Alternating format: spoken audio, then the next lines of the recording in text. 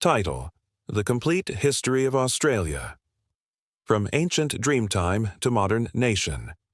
Intro: calm, cinematic tone with subtle didgeridoo and ocean waves in the background. Welcome to the incredible story of Australia, a land of ancient traditions, harsh beauty, and powerful transformation.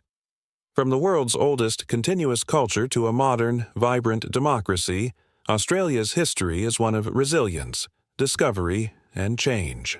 So, let's journey through time, from the Dreamtime to today's modern Australia. Part 1. The Ancient Land, before 1788. Long before European ships appeared on the horizon, Australia was already home to one of the oldest living civilizations on Earth. For over 65,000 years, the Aboriginal and Torres Strait Islander peoples lived across the continent, shaping its environment and culture. They told stories of the Dreamtime, a spiritual age when ancestral beings created the land, animals, and laws of existence. These stories were passed down through songlines, rock art, and oral traditions, forming an intricate spiritual and ecological map of the continent. The indigenous peoples were not nomads in the modern sense. They practiced firestick farming, built fish traps like those at Brewarina, and lived in complex societies with trade networks stretching thousands of kilometers. For tens of millennia, they thrived, until the late 18th century, when foreign sails appeared on their shores. Part 2. European Discovery and Colonization, 1606–1788. The first recorded European sighting of Australia came in 1606, when Dutch navigator Willem Janszoon reached the Cape York Peninsula. Over the next century, Dutch, French, and British explorers charted parts of the coastline, calling it New Holland. But it was Captain James Cook's 1770 voyage that changed history. Sailing along the east coast, he claimed the land for Britain, naming it New South Wales. Just 18 years later, in 1788, the first fleet arrived in Botany Bay, carrying over 700 convicts, officers, and marines. It marked the beginning of British colonization, and the start of a tragic chapter for Australia's First Peoples. For Indigenous Australians, colonization meant dispossession, violence, and disease. Entire communities were destroyed as settlers expanded their territory.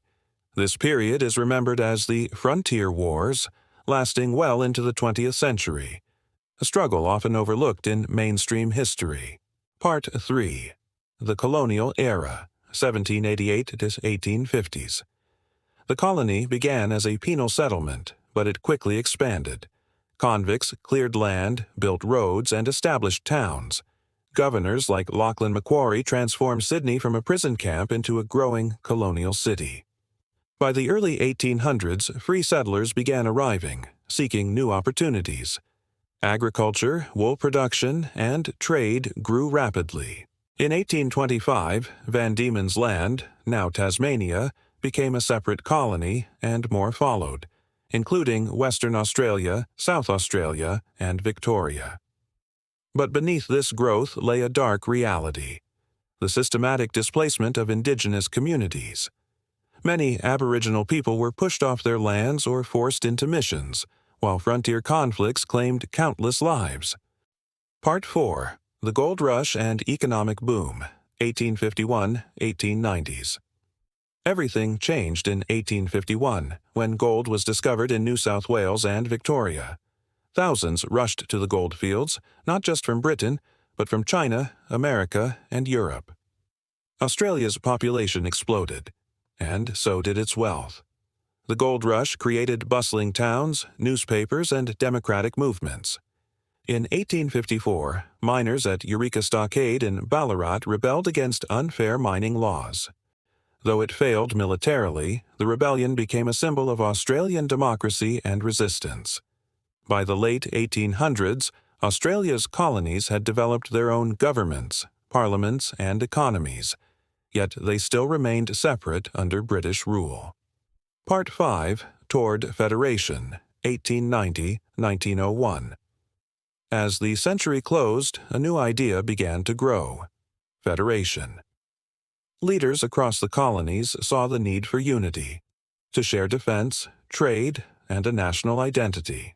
After years of debate and referendums, the colonies came together. On January 1, 1901, the Commonwealth of Australia was born. It became a federation of 6 states under the British Crown, with Edmund Barton as its first Prime Minister. The new nation celebrated unity, but it was built on exclusion. The White Australia policy restricted non-European immigration, shaping the nation's racial identity for decades. Part 6. Wars and World Identity, 1914–1945. Australia's early 20th century was defined by war. In World War I, over 416,000 Australians served, and more than 60,000 died.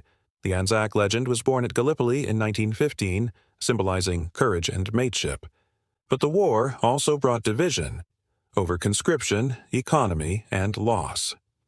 Then came the Great Depression of the 1930s, bringing unemployment and hardship. In World War II, Australia once again fought alongside Britain. But when Japan entered the war, the threat came close to home. In 1942, Darwin was bombed, and Australia turned to a new ally, the United States. This marked the beginning of a strategic shift, from dependence on Britain to partnership with America. Part 7. Postwar Transformation, 1945–1970s. After World War II, Australia embarked on massive reconstruction and immigration. The slogan was "Populate or Perish," leading to waves of European migrants who helped build the nation's industries, roads, and cities.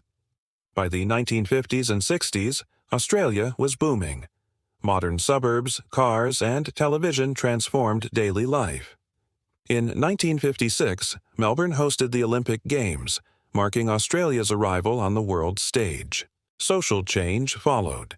The 1967 referendum gave the federal government power to make laws for Aboriginal people and include them in the census, a major step toward recognition. Part 8. A Modern Nation Emerges, 1970s–2000s. The 1970s brought political and cultural revolution. Prime Minister Gough Whitlam introduced free university education, universal health care, and multicultural policies. The White Australia policy was finally dismantled, opening the door to immigrants from Asia and beyond. Australia became proudly multicultural, a blend of cultures, languages, and traditions.